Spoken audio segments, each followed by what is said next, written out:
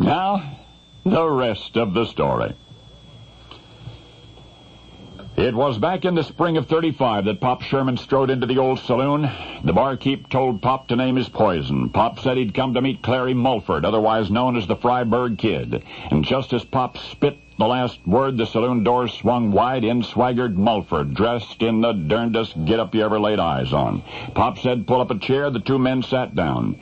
Bridling his astonishment, Pop said, you know why we're here. And Mulford knew why they were there.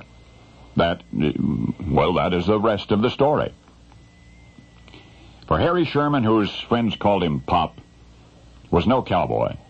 He was a city boy, come all the way from Hollywood, lured by the opportunity to meet the one and only Freiburg Kid and to strike a deal. Pop Sherman was in the movie business, worked for Paramount Studios, had already made his share of Western movies, The Light of Western Stars, The Stories of Zane Grey. But the tale that Pop really wanted to tell on the screen was a Western yarn spun by Clary Mulford many years previous, one of the many Wild West classics that had made Mulford the foremost Western author of his time. So here's Pop Sherman, sitting across the saloon table from that very man, preparing to purchase for Paramount Pictures one of those fabulous stories about Mulford's fictional cowboy hero, Bill Cassidy. Hop along, Cassidy. Sherman told Mulford he had no money to offer him right now, but the studio would finance the picture. What say if Mulford would settle for a flat 5% of the gross profits? The Freiburg Kid grinned. Popular as were his stories in print, he was more convinced than anybody of their potential in the movie house, so he said it's a deal, and the men drank on it. Matter of fact, they drank on it quite a bit. In fact, both were a little bleary by the time Pop suggested they get it in writing, but there was no paper in the saloon on which to prepare a suitable contract, so Mulford got some toilet tissue, and Pop drew up the agreement on that toilet tissue, and the men signed it, and the deal was done. Maybe you can imagine Pop's dismay when he returned to Hollywood to realize that he'd accidentally blown his nose on the Mulford contract.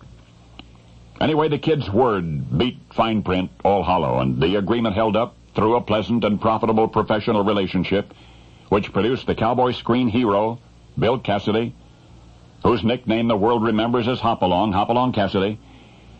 But this is why Pop Sherman was so amazed when he first met the creator of Hopalong Cassidy. He, Clarence Mulford, was dressed not in Western wear, but in dandy's clothing, plus fours and a stylish cap.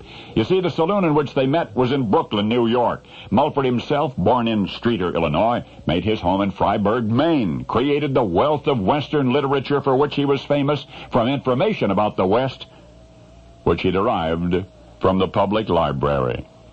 That's right.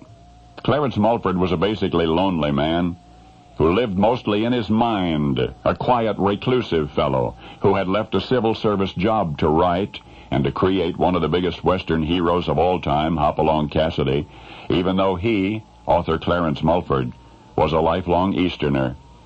He'd been writing Western fiction for 17 years without ever having actually visited the American West. And now you know the rest of the story.